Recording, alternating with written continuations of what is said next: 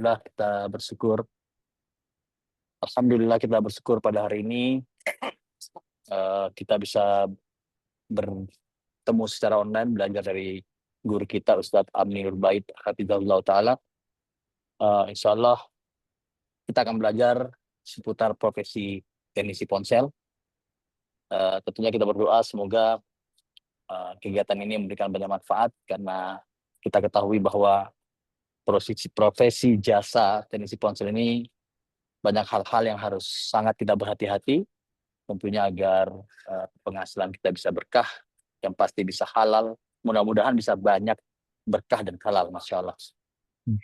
Juga kita berdoa semoga puasa kita di Ramadan ini diterima oleh Allah, dan juga Allah mengampuni segala dosa-dosa kita. Untuk mempersingkat waktu, kami persilakan untuk Ustadz Aminur Bait Hafizahullah Ta'ala untuk memulai materi. Barakallahu fiik.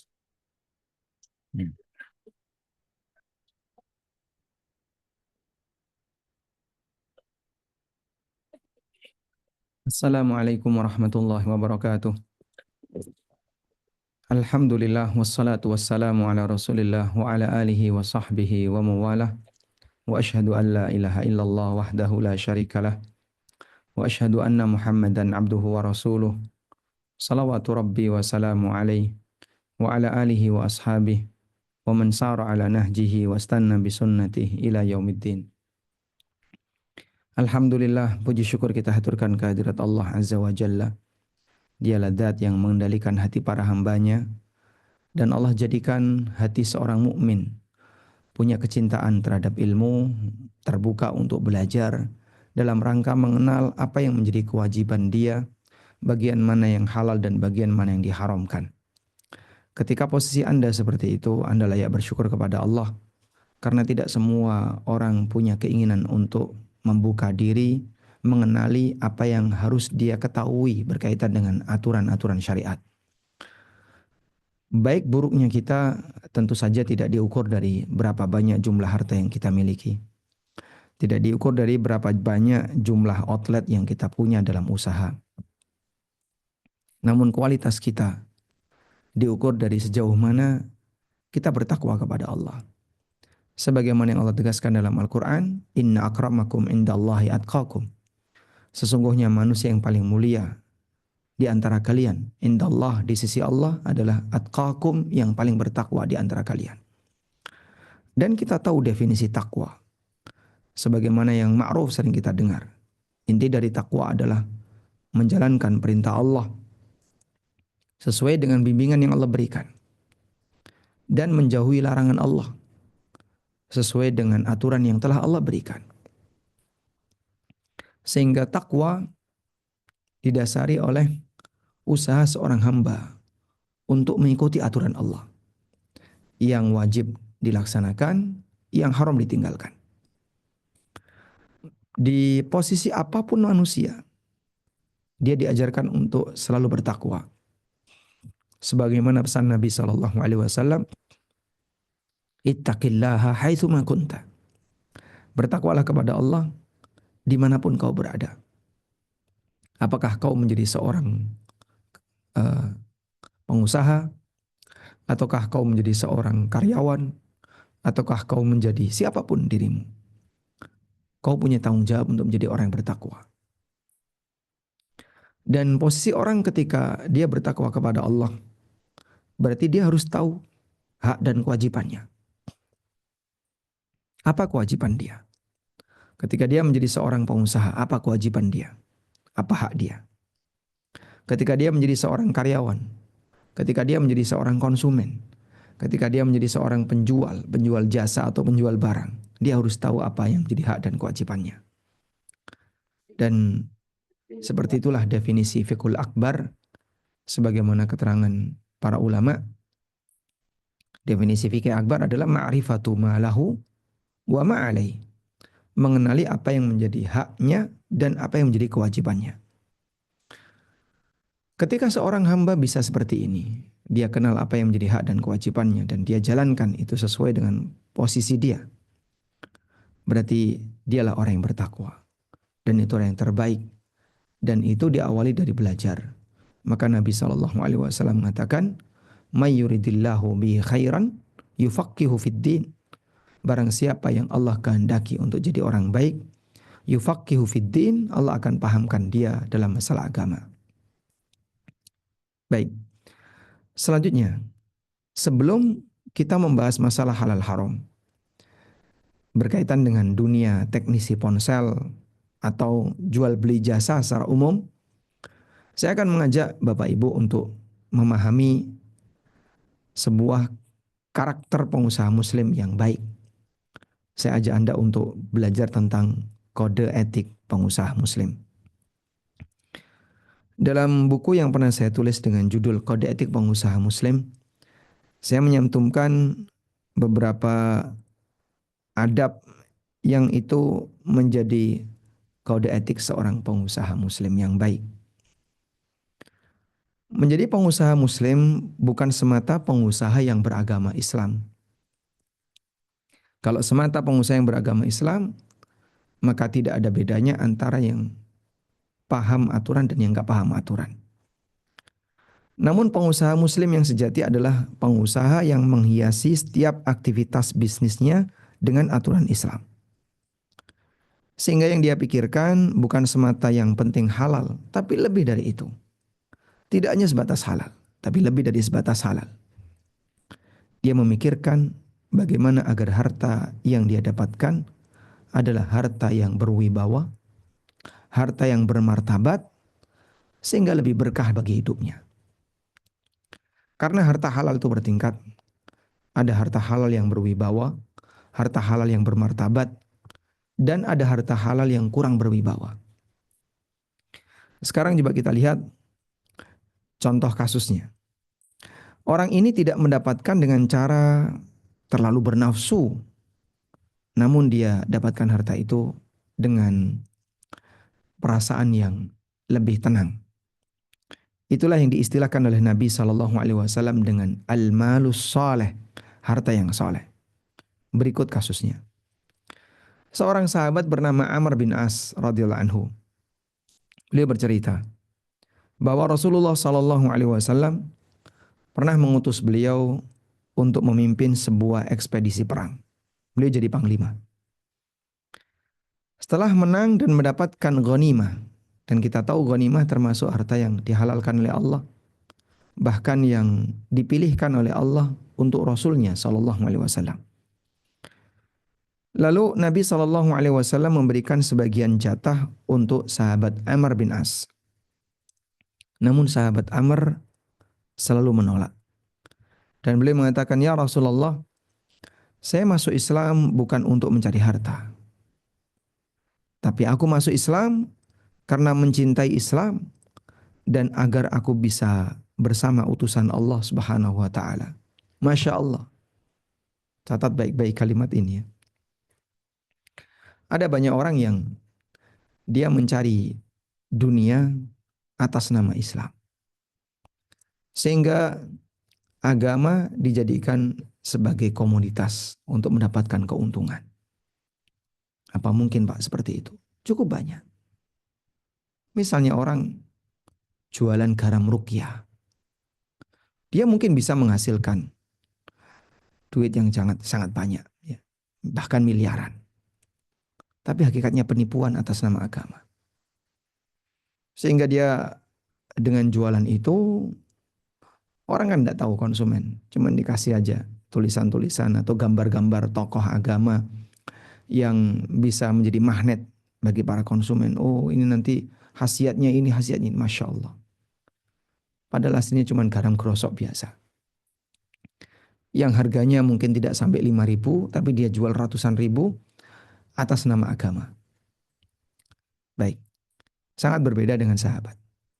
Walaupun mereka ketika masuk Islam punya peluang untuk mendapatkan harta dan keuntungan duniawi dengan posisi dia. Tapi Masya Allah, mereka mengatakan, aku masuk Islam bukan untuk mencari dunia. Tapi aku masuk Islam karena mencintai agama ini dan ingin membersamai Nabi SAW. Kemudian Nabi SAW tetap memaksa sahabat Amr untuk mengambil harta itu sambil mengatakan, "Ya Amr, ni'mal malus salih lil mar'is salih." Wahai Amr, sebaik-baik harta adalah harta yang saleh yang dipegang oleh orang yang saleh. Masya Allah. Harta yang terbaik itu harta yang saleh di tangan orang saleh. Nah, ini yang saya maksud tadi, bahwa harta halal itu bertingkat, dan Nabi SAW menyebut harta yang beliau serahkan kepada Amr sebagai harta yang saleh, dan Amr disebut sebagai orang yang saleh. Pujian yang sangat indah dari Nabi SAW untuk sahabat Amr bin As radhiyallahu an, di mana Rasulullah SAW menyebut harta yang hendak diserahkan kepada beliau sebagai harta saleh, harta yang terbaik, karena harta ini tidak semata didapatkan dengan cara halal, tapi juga disertai dengan niat yang baik, dan orangnya tidak terlalu bernafsu untuk mendapatkannya, dan tidak menunjukkan rasa terlalu butuh ketika mendapatkannya. Ha huwa al-malu saleh. Itulah harta yang saleh. Sehingga beliau dapat harta itu dengan cara terhormat, dengan cara bermartabat. Tidak terlalu menggebu-gebu, tidak terlalu bernafsu untuk mendapatkannya. Fa huwal malu saleh. Itulah malu saleh, harta yang saleh. Nah, ketika harta semacam ini dipegang oleh orang yang saleh, bisa dipastikan nilai kemanfaatannya luar biasa. Akan dimanfaatkan untuk ketaatan kepada Allah, sehingga harta inilah harta yang berwibawa dan lebih berkah. Pengusaha muslim tidak hanya memikirkan yang penting dapat banyak, yang penting kan ini, yang penting orangnya ridho, setuju. Tapi mungkin ada sisi, mohon maaf ya, ada sisi sedikit mengelabui misalnya. Misalnya, mohon maaf, tidak terbuka. Tapi kan yang penting dia ridho Pak, dia setuju. Dia mau bayar sekian dan dia setuju. Iya, tapi mungkin ada bagian yang kamu tidak terbuka. Mungkin nanti kita akan buka apa yang tidak terbuka itu. Sehingga dia lebih berpikir, sudahlah, nggak usah terlalu banyak-banyak untuk mendapatkannya. Yang penting saya bisa dapat tanpa ada rasa komplain sedikit pun, dan semuanya dilakukan secara terbuka. Maka pengusaha muslim itu kode etiknya adalah satu, dia selalu menghindari sengketa meskipun di posisi yang benar. Dari Abu Umamah radhiyallahu anhu, Nabi SAW pernah mengatakan, "Ana za'imun bi baitin fi rabadil jannah liman tarakal mira wa in kana muhiqqan." Aku jamin untuk bisa mendapatkan rumah di tengah surga bagi siapa yang meninggalkan perdebatan walaupun dia di posisi yang berhak. Ada model orang yang gampang debat. Dia punya karakter pingin selalu menang ketika berebut. Jauh dari karakter seperti ini. Kemudian Nabi SAW juga menyebutkan karakter pengusaha muslim yang lain. Pengusaha muslim itu memudahkan, gampangan ketika transaksi. Dari Jabir bin Abdullah radhiyallahu anhu, Rasulullah SAW bersabda, "Rahimallahu rajulan samhan idza ba'a wa idza ishtara wa idza iqtada." Allah merahmati orang yang gampangan ketika menjual, gampangan ketika membeli, dan gampangan ketika menuntut hak. Hadis riwayat Bukhari. Karakter gampangan artinya dia bukan tipe orang yang suka memaksakan orang lain, yang penting menang sendiri, untung sendiri, tidak. Kalaupun Anda memberikan layanan jual jasa, misalnya reparasi ponsel, maka Anda selalu memberikan sikap yang terbaik kepada konsumen, sehingga konsumen merasa bahagia, merasa senang ketika mendapatkan layanan dari Anda.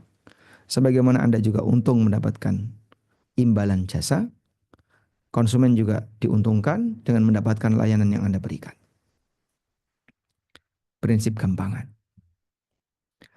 Pengusaha muslim itu menghargai orang lain seperti menghargai dirinya. Dia bersikap untuk orang lain sebagaimana dia suka disikapi yang sama. Dari Anas bin Malik radhiyallahu anhu, Nabi SAW bersabda, La yu'minu ahadukum hatta yuhibba li akhihi ma yuhibbu li nafsi. Kalian tidak akan beriman sampai kalian bisa menyukai sikap kepada saudaranya sebagaimana dia menyukai untuk disikapi yang sama oleh saudaranya. Dia memberikan sikap yang terbaik kepada saudaranya sebagaimana dia ingin disikapi yang sama oleh saudaranya. Bahasa sederhananya kayak gini.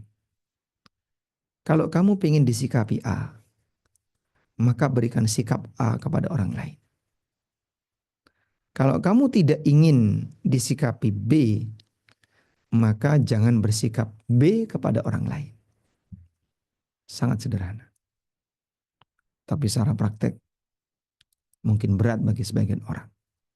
Coba ya, Anda bisa buat misalnya daftar akhlak mulia yang Anda ingin disikapi seperti itu. Jujur, terbuka, amanah, ramah, sopan, dihargai, dan seterusnya. Maka kalau Anda ingin disikapi jujur oleh orang lain, bersikaplah jujur kepada orang lain. Kalau Anda ingin disikapi terbuka, saya ingin orang ini terbuka sama saya, maka Anda juga perlu terbuka sama orang lain. Ketika Anda ingin disikapi amanah, maka jadilah orang yang amanah bagi orang lain. Ketika Anda ingin disikapi ramah, maka Anda juga harus bersikap ramah kepada orang lain. Ketika Anda ingin disikapi uh, apa baik hati, sopan, maka bersikaplah sopan kepada orang lain. Baik, sekarang kita beralih kepada akhlak yang buruk. Tertutup, tidak terbuka ya. Tidak amanah, ada yang disembunyikan. Kemudian tidak ramah, tidak sopan, dan seterusnya. Jika Anda tidak ingin disikapi tidak terbuka, tidak amanah, tidak sopan, tidak jujur, maka jangan berikan sikap yang sama untuk orang lain. Kalimat ini sangat sederhana. La yu'minu ahadukum hatta yuhibba li akhihi ma yuhibbu li nafsi. Kalian tidak akan beriman, Masya Allah, sampai digandingkan dengan iman. Sampai kalian menyikapi sikap yang terbaik untuk saudara kalian sebagaimana kalian ingin disikapi yang sama. Jadinya gimana? Hadis ini mengajarkan satu prinsip. Kalau kamu seorang konsumen, maka bayangkan kau seorang penjual. Dan ketika kau berada di posisi sebagai seorang penjual, bayangin kau menjadi seorang konsumen. Di saat itulah Anda akan bisa memberikan sikap yang terbaik kepada orang lain. Dan ini sejalan dengan prinsip bawahnya, bahwa pengusaha muslim itu memberikan sikap terbaik untuk orang lain, tidak hanya berkeinginan untuk, tidak ada keinginan untuk bertindak jahat. Jadi aroma-aroma negatif, semangat-semangat negatif itu nggak ada. Dia tidak akan merugikan orang lain, tidak ada keinginan untuk jahat sama orang.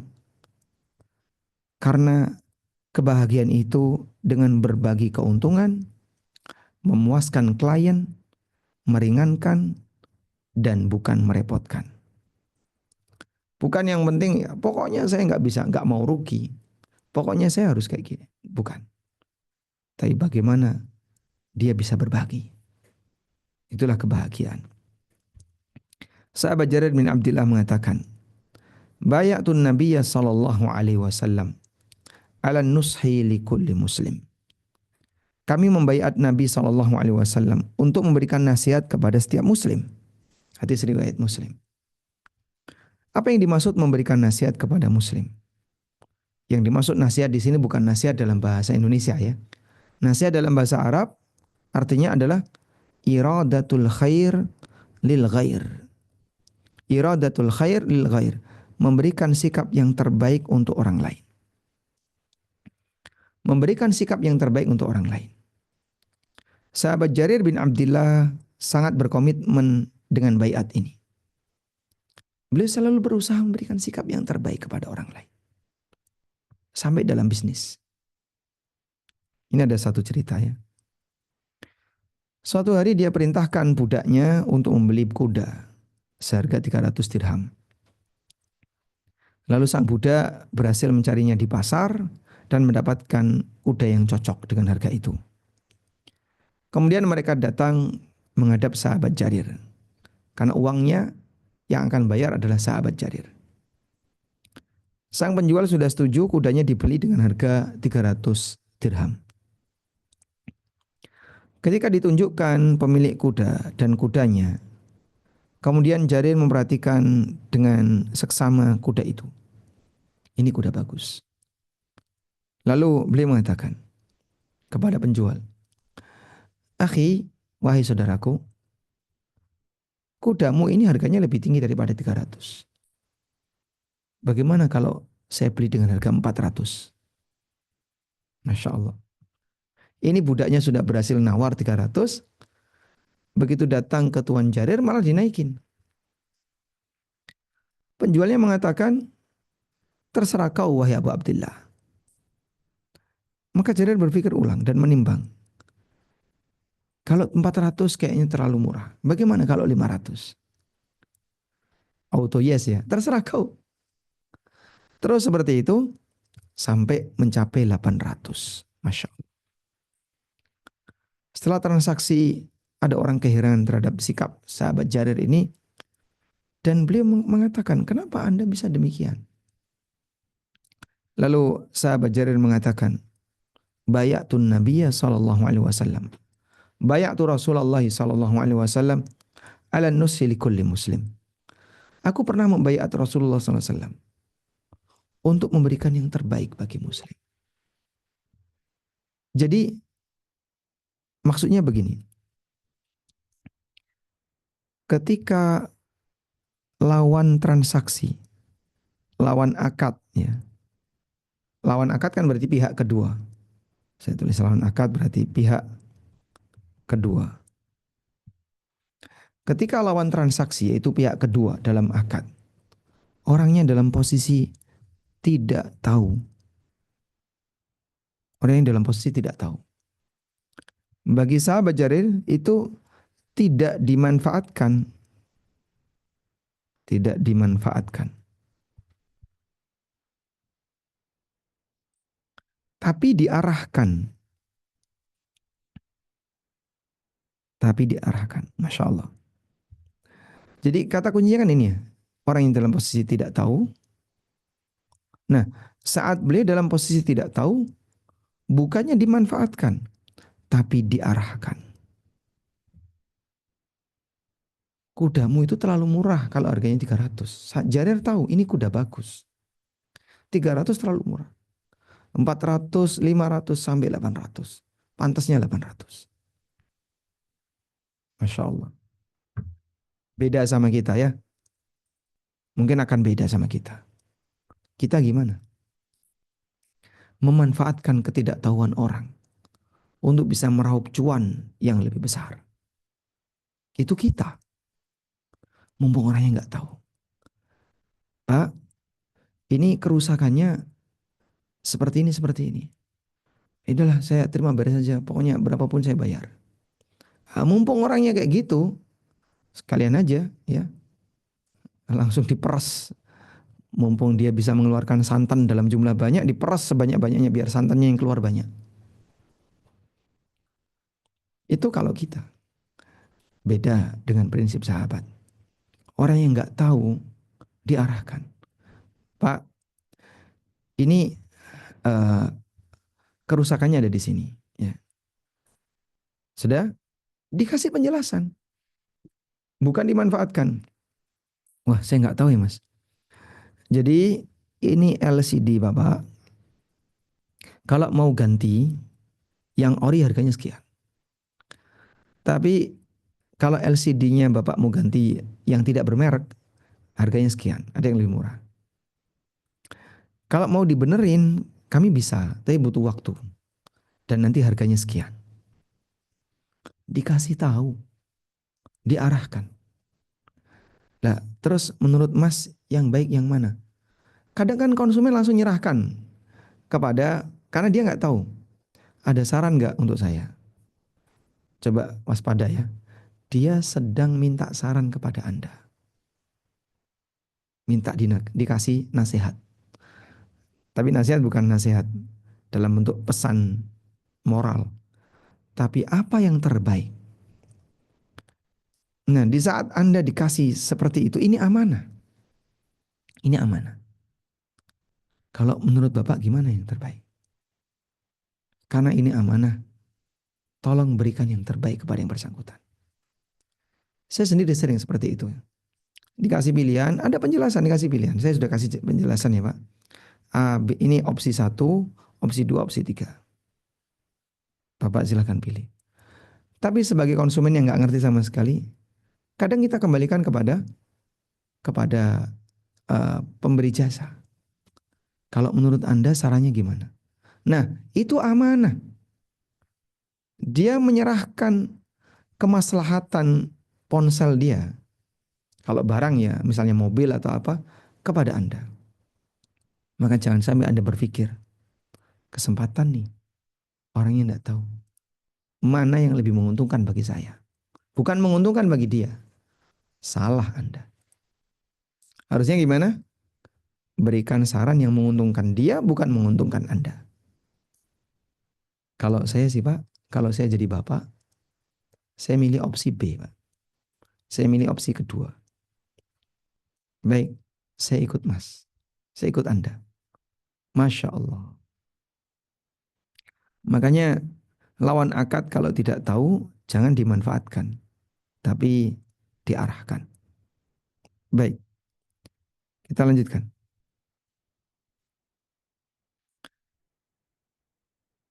Termasuk bersikap nasihat kepada orang lain adalah tidak menunda pembayaran upah bagi karyawan. Sebagaimana ketika kita jadi karyawan, kita tidak menghendaki gaji kita ditunda. Nabi SAW mengatakan, A'tul ajira ajrahu, qabla ayyajifa arakuhu. Berikanlah upah kepada karyawan sebelum keringatnya kering. Hadis riwayat Ibnu Majah. Selanjutnya, pengusaha muslim itu jujur dan amanah. Menjadi pengusaha yang jujur dan amanah tidaklah mudah. Butuh perjuangan yang besar untuk bisa melakukannya. Karena itu Nabi SAW menjanjikan pahala yang besar untuknya. Dari Abu Sa'id Al-Khudri radhiyallahu anhu, Nabi SAW bersabda, At-tajirus saduqul amin ma'an nabiyyin was siddiqin was syuhada. Pedagang yang jujur dan amanah akan dikumpulkan bersama para nabi, para siddiqun, dan syuhada. Apa yang menarik dari hadis ini? Ini pedagang, ini para nabi, para siddiqin, dan syuhada. Kegiatannya jelas jauh berbeda. Sehingga yang namanya pedagang, apa sih kegiatan pedagang? Dunia. Kemudian para nabi, lalu siddiqun. Apa orientasi kegiatan mereka? Orientasi kegiatan mereka, orientasi akhirat.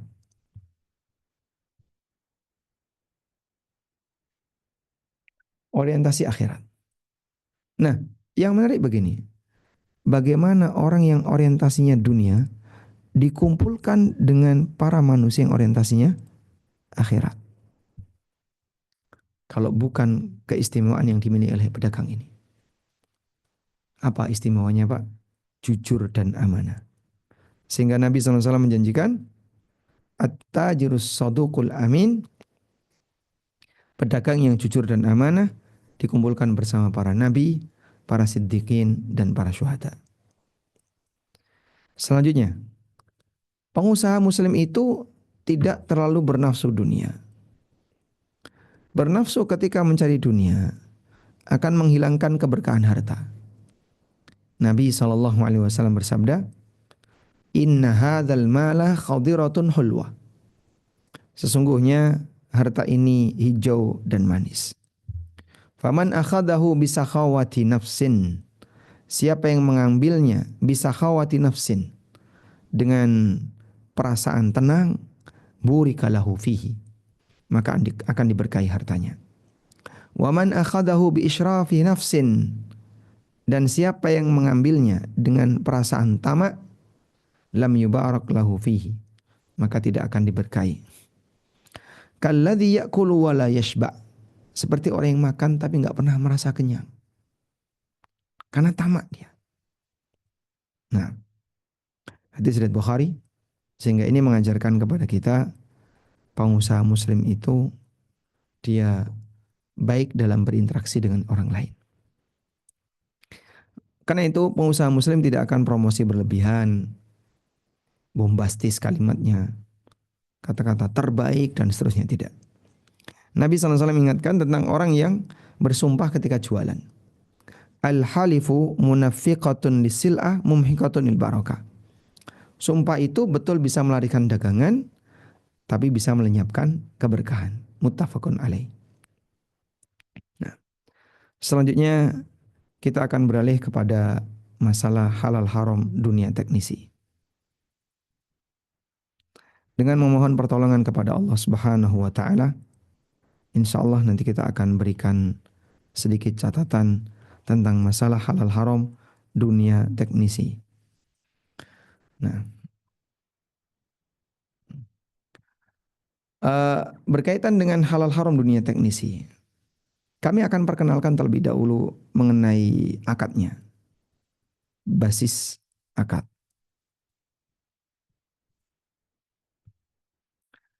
Teknisi secara umum akadnya adalah akad jual jasa. Secara umum adalah akad jual jasa atau akad ijarah. Dan yang namanya akad jual jasa, yang penting di situ adalah Anda punya jasa atau punya unit jasa. Punya jasa itu bisa kerja sendiri. Punya unit jasa itu punya karyawan yang bisa mengerjakan. Misalnya baik karyawan tetap atau karyawan outsourcing. Nah, sehingga ada yang dijual, ya, ada yang dijual dari jasa yang dia miliki. Selanjutnya, dalam jual beli jasa,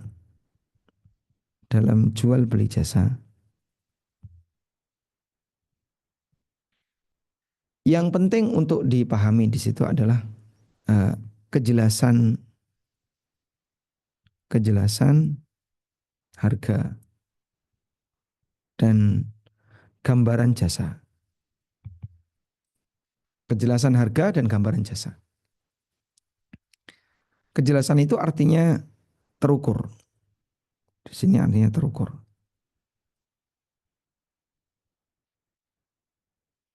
Sehingga orang bisa memprediksi kira-kira kalau kerusakan kayak gini biayanya berapa. Tapi Pak, kadang kan merembet kemana-mana.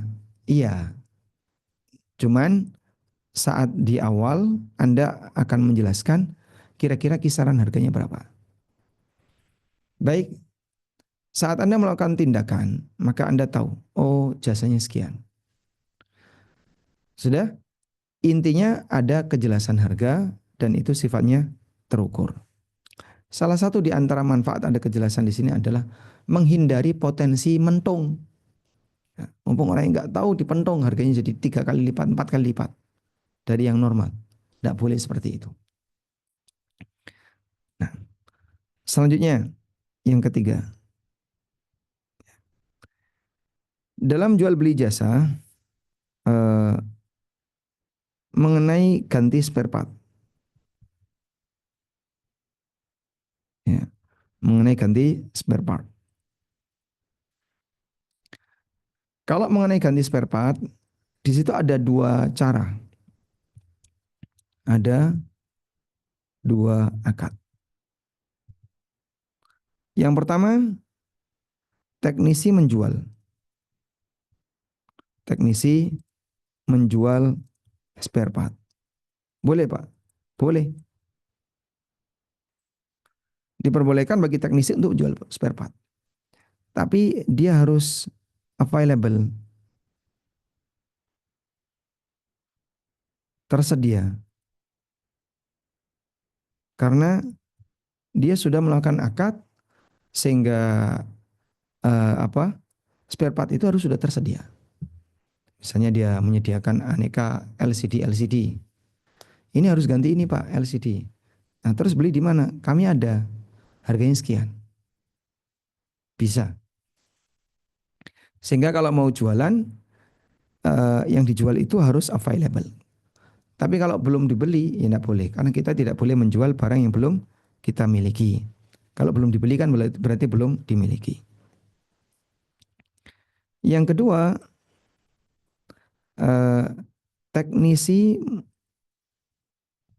membelikan membelikan dari orang lain.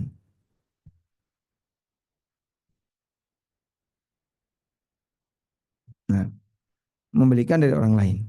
Pak, ini barangnya lagi kosong dan kalau mau segera dibenerin harus beli barang seperti ini. Nah, ketika itu konsumen tidak tahu ini belinya di mana, Mas. Anda sebagai teknisi tentu paham di mana tempat beli yang bagus. Nah, maka mungkin nanti ditransaksikan secara berbeda, Pak. Bapak bisa beli di tempat ini, bisa sendiri, bagus. Saya pasrahkan saja berapa duitnya. Kalau dipasrahkan, maka posisi teknisi sebagai wakil. Jadi di sini teknisi sebagai wakil yang dipasrai, untuk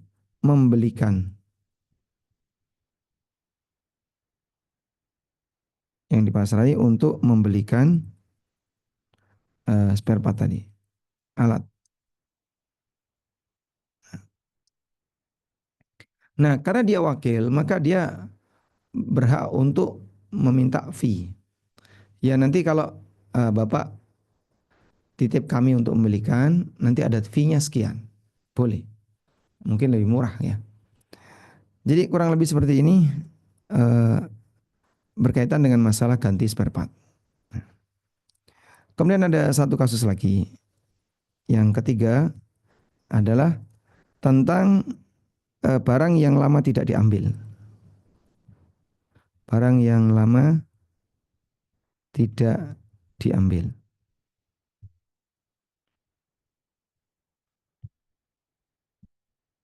Jadi sudah jadi tapi nggak diambil-ambil. Nah, saya mau izin sebentar. Insya Allah kita break dulu mungkin 2 menit ya. Nanti kita akan bahas bagian ini. Bagaimana cara menyikapi barang servis yang sudah jadi yang lama tidak diambil. Barakallahu fikum.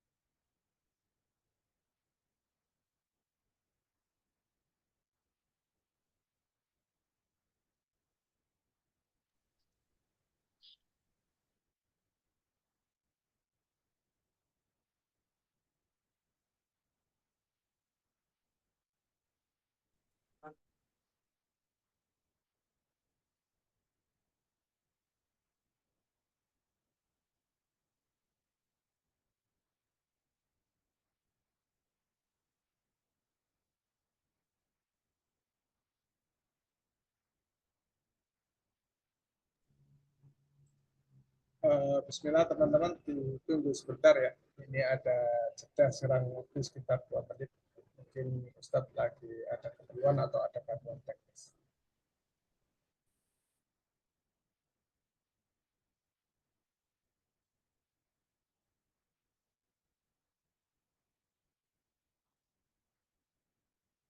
Kita akan bicara tentang barang servis yang lama tidak diambil. Jadi ceritanya begini. Ketika konsumen menyerahkan barang, dia serahkan barang kepada teknisi, apa status barang ini? Barang ini sebenarnya statusnya apa? Nah, jawabannya adalah ini barang amanah. Jadi barangnya barang amanah. Kalau akadnya, akad memperbaikinya itu akad jasa. Jadi eh, akad memperbaiki barang ini akad jasa. Sudah? Tapi status barang itu amanah. Sudah? Statusnya adalah amanah. Selanjutnya, karena statusnya amanah, kita fokus di yang ini. Ini tadi sudah ya, yang akad jasa sudah. Kita fokus yang ini. Karena statusnya amanah, boleh nggak sih orang itu nolak amanah? Boleh nggak orang nolak amanah? Coba jawab di kolom chat. Apakah boleh kita menolak amanah?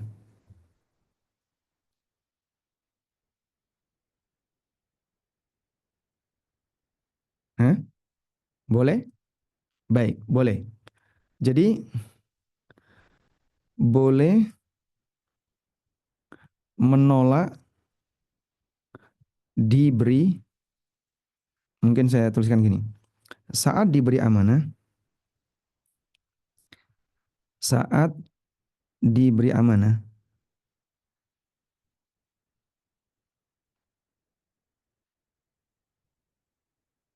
saat diberi amanah, maka di situ ada dua kondisi. Boleh ditolak. Yang kedua, diterima untuk rentang waktu tertentu.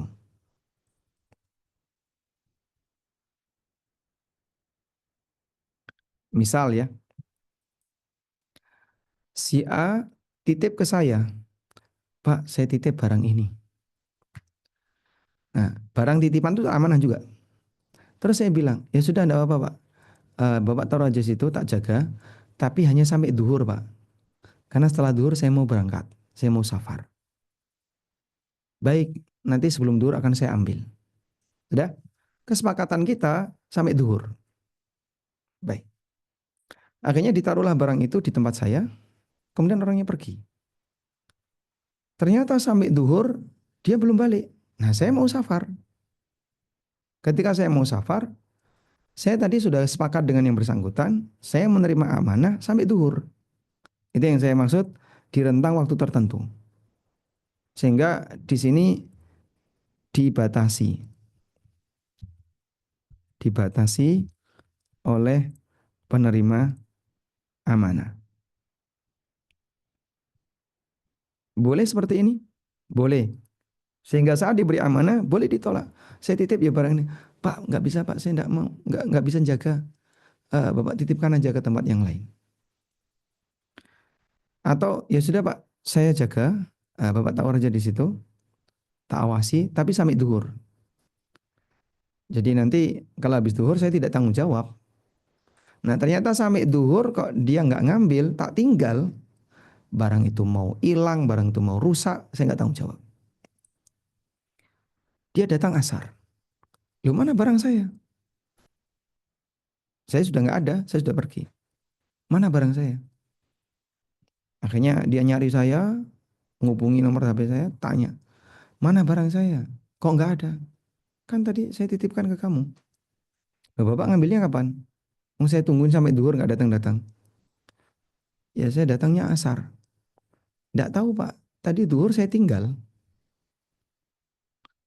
Nah ketika tadi saya sudah menyampaikan kepada yang bersangkutan, saya mau menerima amanah itu tapi sampai duhur, duhur saya tinggal, kok hilang sebelum asar, tanggung jawab pemilik. Saya tidak tanggung jawab. Bisa dipahami ya? Baik. Nah, saat konsumen menyerahkan barang, itu berarti dia menyerahkan amanah. Maka kalau Anda nolak, berarti kan Anda tidak mau melayani. Sehingga, Pak kami nggak bisa memperbaiki, itu Anda nolak. Atau Anda terima, baik Pak saya perbaiki. Terus Anda kasih sebuah disclaimer. Tolong Bapak baca disclaimer ini. Apabila dalam waktu 1 pekan barang tidak diambil setelah diinfo bahwa barang sudah jadi, maka kami tidak bertanggung jawab. Ya, ada tulisan itu. Jadi setelah diservis, jadi Anda akan ngirim pesan kepada konsumen. Barang Bapak sudah jadi, silakan diambil. Anda kasih waktu 1 pekan. Dalam waktu 1 pekan, kok ternyata dia nggak ngambil, saya nggak tanggung jawab. Barang taruh di gudang. Sehingga mungkin gudang Anda akan penuh dengan barang, tumpuk-tumpukan di situ, penuh dengan barang. Namanya di gudang, mungkin perawatannya nggak maksimal. Bahkan tidak dirawat dengan baik. Gudangnya bocor, kehujanan. Atau ada tikus, atau apa, dan seterusnya. Barang itu rusak. Karena sudah lebih dari seminggu, Anda tidak tanggung jawab. Konsumen datang sebulan. Saya mau ngambil barang ini. Pak, ini sudah kami info eh, tanggal sekian. Ini sudah 1 bulan dari tanggal sekian. Barang itu sudah ada di gudang. Bapak cari sendiri silakan. Bapak cari sendiri. Karena kami tidak bertanggung jawab kalau sudah lebih dari sepekan. Boleh seperti itu Pak? Boleh. Yang Anda lakukan adalah membatasi amanah. Wallahu alam. Baik. Selanjutnya eh, berkaitan dengan masalah ganti spare part. Saya mau tegaskan ulang ya. Yang nomor 5. Jika atau ganti spare part. Ganti spare part. Pada posisi ganti spare part, terkadang sebenarnya spare part itu nggak rusak, tapi diklaim rusak. Maka di sini lakukan dengan terbuka. Lakukan dengan terbuka. Tadi sudah kita sebutkan bagaimana kode etik seorang pengusaha muslim. Maka Anda lakukan dengan terbuka. Terbuka ini ada beberapa keadaan. Di sana ada 2 keadaannya. Yang pertama adalah jelaskan dengan memberi opsi. Jelaskan ke konsumen dengan memberi opsi.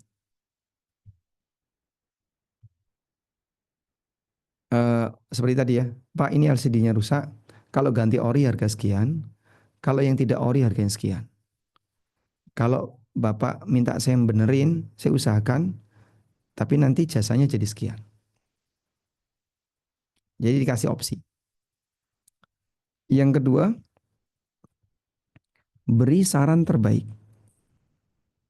Beri saran terbaik jika konsumen menyerahkan. Ya sudah, eh, kami ngikut aja. Masnya kira-kira sarannya gimana, kami ngikut. Dan kalau dia sudah minta seperti itu, tolong kasih layanan yang terbaik. Berarti dia sudah pasrah kepada Anda. Dah. Selanjutnya hindari klaim rusak padahal tidak rusak. Nah, yang seperti ini tidak boleh. Kenapa tidak boleh? Ini penipuan. Sehingga mungkin ada yang mentarget biar spare partnya cepat habis, laku dalam jumlah banyak. Dengan cara seperti ini. Oh, tidak boleh Pak. Ini penipuan. Lah terus gimana? Ya kalau nggak rusak ya sampaikan tidak rusak. Tidak harus serba ganti. Kan ini penempuan. Dan Nabi SAW bersabda, Qala ar-Rasul sallallahu alaihi wasallam. Qala an-Nabiyyu sallallahu alaihi wasallam.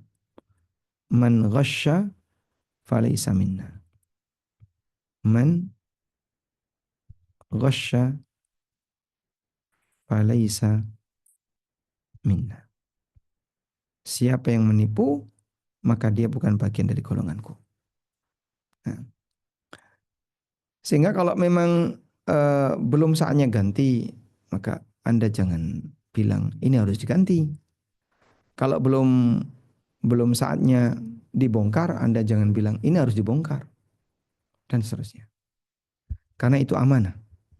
Oleh karena itu, beberapa pelanggaran semacam ini jangan sampai terjadi karena ada unsur penipuan di sana. Selanjutnya yang keenam, hadiah dari supplier.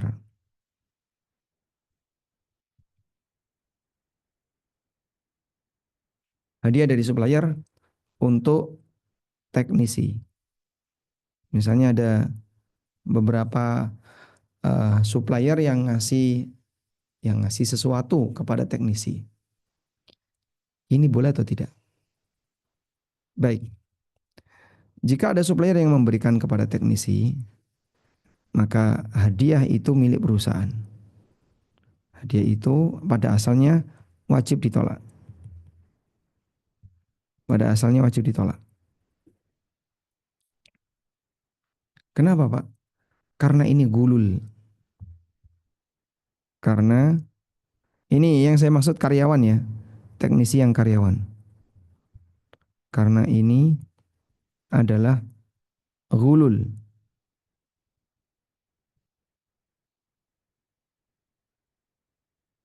Dan Nabi SAW mengatakan, hadayal ummal gululun. Hadaya al-ummal gululun. Hadiah bagi para karyawan adalah harta gulul. Harta gulul itu apa sih, Pak? Harta khianat. Waliyadzubillah. Baik, sehingga harus ditolak. Dan yang kedua, kondisi berikutnya, bagaimana jika tidak bisa ditolak? Jika tidak bisa ditolak.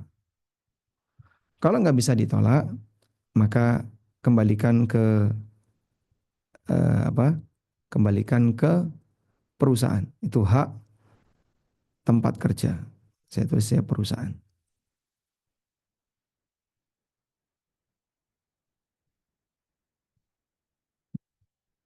Sehingga jika tidak bisa tolak, kami enggak mau.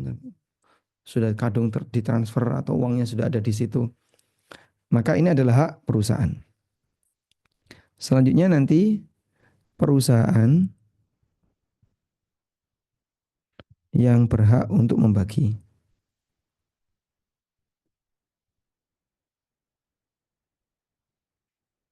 Wallahu alam. Jadi nanti setelah diserahkan ke perusahaan, terserah perusahaan. Dia bagi kepada seluruh karyawan atau gimana hukumnya boleh. Dan itu nanti jadi properti perusahaan. Wallahu alam. Demikian yang bisa kita sampaikan. Dan barangkali ada beberapa poin yang mungkin saya belum singgung. Nanti bisa kita kembangkan dalam diskusi terbatas bersama teman-teman yang tergabung di Zoom insyaallah. Wassallallahu ala nabiyyina Muhammadin wa ala alihi wa sahbihi wasallam. Ya, terima kasih Ustadz atas nasihatnya. Mungkin bagi teman-teman yang mau bertanya bisa di chat, di kolom chat. Mungkin bisa saya mulai dengan pertanyaan seperti ini Ustadz.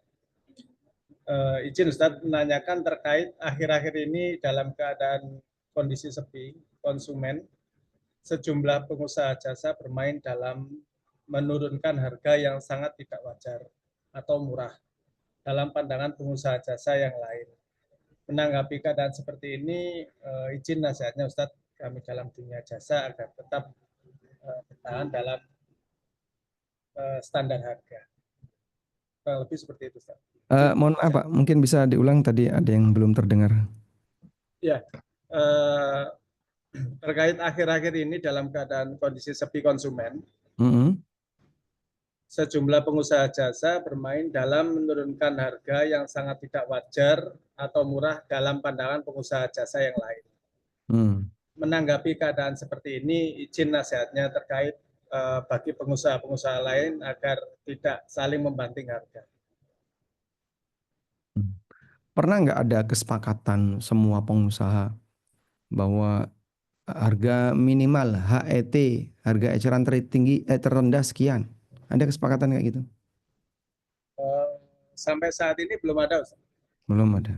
Menurut saya. Baik, saya coba. Nah, kita tidak sedang bermain perasaan ya, tapi kita sedang bermain atau sedang berbicara tentang aturan. Kalau secara aturan syar'i boleh atau tidak?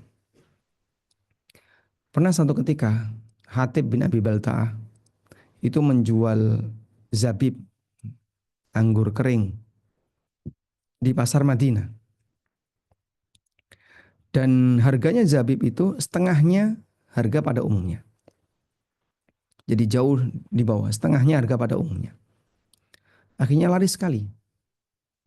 Dan itu membuat para pedagang yang lain jadi terganggu. Akhirnya Umar bin Khattab radhiyallahu anhu meminta kepada Hatib untuk menaikkan harga barangnya. Tapi Hatib tidak bersedia. Tidak, saya tetap akan jual sekian. Ya kalau begitu jangan jualan di sini. Karena ganggu situasi di pasar. Akhirnya Hatib jualan di rumah. Dengan harga yang sama. Lebih murah dari yang lain. Dan itu menyebabkan banyak masyarakat pasar yang belinya langsung ke Hatib. Akhirnya ketika melihat realitas seperti itu, kenyataan seperti itu, Umar mempersilahkan Hatib untuk masuk lagi ke pasar. Kembali ke pasar. Dengan harga yang lebih murah. Nah, berangkat dari riwayat ini, kemudian ulama beda pendapat dalam memahami. Sebagian ulama mengatakan, siapa yang menjual barang dengan harga yang lebih murah, maka hukumnya boleh, tapi dia tidak boleh di pasar. Tidak boleh di pasar itu, ya artinya dia independen dari yang lain. Tidak bergantung kepada yang lain. Yang kedua, bahwa siapa yang menjual barang dengan harga yang lebih murah, kalau tadi kan tidak boleh di pasar ya. Jadi dia harus diusir dari pasar. Kalau di luar terserah kamu, tapi kalau di pasar harganya harus sekian. Kemudian pendapat yang kedua, hukumnya boleh. Sehingga boleh saja orang menjual barang di bawah harga pasar. Walaupun itu dilakukan di pasar. Karena seperti ini akan lebih maslahat bagi konsumen, dan kemaslahatan konsumen itu lebih besar daripada keselamatan perusahaan atau seorang penjual. Wallahu a'lam, itu yang saya pahami. Intinya hukumnya boleh,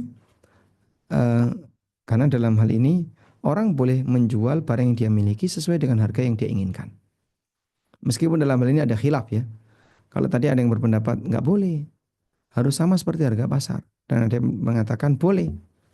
Tapi saya lebih cenderung hukumnya diperbolehkan untuk menjual barang di bawah harga eceran terendah selama tidak melanggar aturan di situ.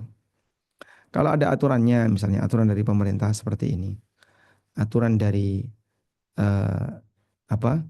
aturan dari pemerintah harus kayak gini dan seterusnya. Selama tidak melanggar aturan, silahkan. Wallahu a'lam.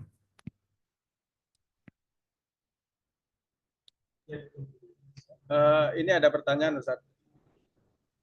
Terkait spare part kosong, misal kita kasih harga estimasi dulu harganya, terus deal baru kita belikan, itu apa boleh, Ustaz? Kalau spare part kosong, kami sarankan pakai model wakil tadi. Pak, harga di toko sebelah di supplier kami sekian.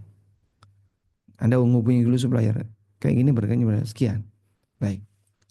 Lah, kemudian supplier kan bisa mikir. Setelah itu, jika dia setuju, maka Anda dijadikan sebagai wakil untuk menyarikan barang itu. Ya sudah Mas, tolong sekalian carikan. Nah, harga sekian itu nanti Anda tambahkan fee mencarikan barang. Nah, fee ini sesuai dengan kesepakatan. Baik Pak, kami bisa usahakan, tapi nanti saya minta fee sekian sekian puluh ribu. Silahkan kalau di hari itu. Wallahu a'lam.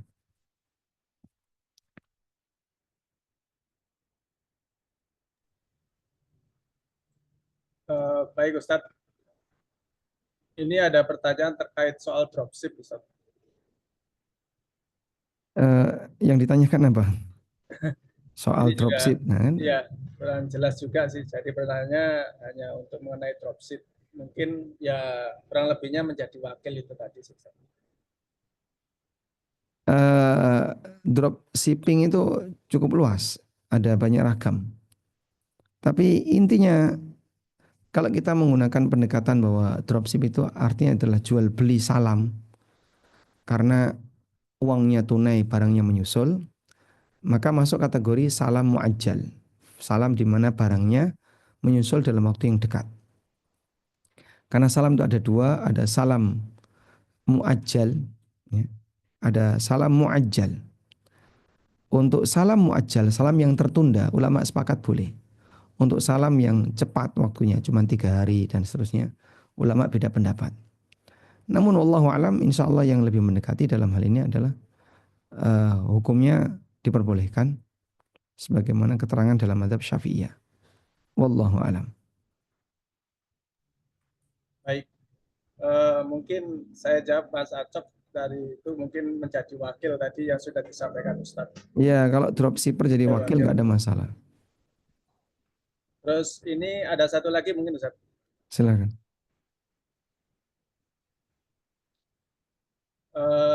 Kalau untuk barang di luar tanggung jawab kita itu status barangnya gimana Ustadz? Apakah boleh kita jual, kita gunakan atau bagaimana sebaiknya? Barang itu kan milik konsumen dan tidak pindah hak milik. Karena dia nggak pernah ngasihkan barang itu ke Anda untuk dimiliki, tapi diperbaiki. Sehingga barang itu tidak boleh Anda jual, lalu nanti hasilnya untuk kepentingan Anda atau yang lain, tidak boleh. Maka barang itu selama barang itu belum Anda miliki, Anda tidak boleh menjualnya. Memakainya boleh enggak Pak? Memakai untuk menservis boleh, tapi kalau memakai untuk sehari-hari ya enggak boleh. Itu barang milik orang. Nah, daripada di gudang, nah di gudang itu kan karena Anda lepas dari tanggung jawab. Udah taruh gudang aja, wis. Itu yang paling gampang. Kalau HP mungkin kecil ya, laptop itu, Masya Allah. Jadi gudangnya penuh dengan laptop. Nah, yang kayak gitu, yang mungkin perlu di apa? Dipikirkan ketika orang servis tapi nggak diambil-ambil. Jadi dikasih tulisan peringatan keras ya. Jika setelah pemberitahuan dalam waktu sepekan barang tidak diambil, kami tidak bertanggung jawab. Kami akan taruh barang itu di depan rumah, hilang nggak apa-apa misalnya. Nah, kalau kemudian konsumen baca itu dan dia tahu, mungkin itu akan menjadi efek jera bagi dia. Wallahu a'lam. Mungkin kalau termasuk meminjam gimana Ustadz? Kalau minjam Apa harus ada izin dari pemilik. Pak, barang Bapak sudah jadi, saya pinjam dulu ya Pak. Terus pemiliknya ridho ya nggak apa-apa. kalau belum izin Belum izin itu namanya apa? Pinjam nggak izin. nyoba dulu maksudnya Ustadz. Ya, Kerusakan kan. nah, kalau sifatnya untuk perbaikan tidak apa-apa. Kan memang amanahnya di situ. Nah, tapi kalau untuk transaksi bisnis dan seterusnya, ini lain lagi. Wallahu a'lam. Baik Ustadz, mungkin ini agak sedikit satu lagi mungkin Ustadz. Perihal sekarang lagi rame juga adalah jual jasa remote atau software online, di mana dalam transaksi ini ada resiko besar. Satu, rata-rata yang jual jasa remote minta TF dulu, transfer dulu. Antisipasi user kabur kalau sudah selesai. Poin kedua, user minta di remote dulu, kalau udah jadi baru ditransfer. Bagaimana hukumnya kalau terkait kasus seperti itu? Kalau secara akad dua-duanya boleh. Mau bayarnya di depan dulu atau bayarnya di belakang. Tapi kalau masalah keamanan, ya ini Anda yang lebih paham. Keamanan ini kan Anda yang lebih paham, karena Anda yang lebih kenal orangnya, lebih bisa berinteraksi dengan orangnya. Kalau secara syar'i insya Allah tidak masalah. Tapi kalau keamanan ya Anda bisa menggunakan pertimbangan yang lain. Wallahu alam. Baik Ustadz, mungkin ini sudah mendekati jam 5 bagi teman-teman yang mungkin di luar area wilayah Indonesia Barat, mungkin sudah mau masuk berbuka puasa, dan mungkin teman-teman yang di waktu Indonesia Barat ini mungkin ada persiapan. Izin nasihat dan doanya Ustadz supaya kami yang bergerak di bidang jasa ini bisa memberikan hasil yang baik untuk konsumen dan rezeki yang halal Ustadz. Masya Allah ini di NTT sudah masuk maghrib ya. Iya. Kita masih 1 jam lagi insya Allah. Jadi kami sarankan kepada teman-teman tadi ya.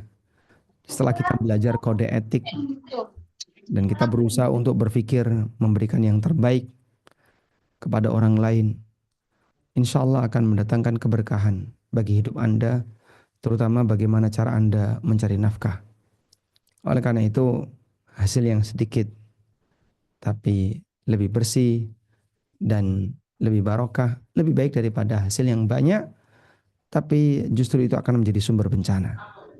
Kita tidak tahu bagaimana kondisi yang akan kita alami ketika kita menghadap Allah Subhanahu wa taala. Dan Nabi SAW mengingatkan, di antara yang nanti akan ditanya adalah wa an malihi min aina iktasaba wa fima anfaqa. Allah bahkan bertanya tentang harta, dari mana dia dapatkan dan untuk apa dia gunakan. Demikian yang bisa kita sampaikan, semoga bermanfaat. Wa sallallahu ala nabiyyina Muhammadin wa ala alihi wa sahbihi wa sallam. Wa akhiru da'wana alhamdulillahi rabbil alamin. Subhanakallahumma wa bihamdika asyhadu an la ilaha illa anta astaghfiruka wa atubu ilaik. Wassalamualaikum warahmatullahi wabarakatuh. Waalaikumsalam warahmatullahi wabarakatuh. Terima kasih Ustadz atas waktu dan nasihatnya. Semoga Ustadz dan tim diberikan kemudahan dan kesehatan. Begitu juga dengan teman-teman yang mengikuti kajian.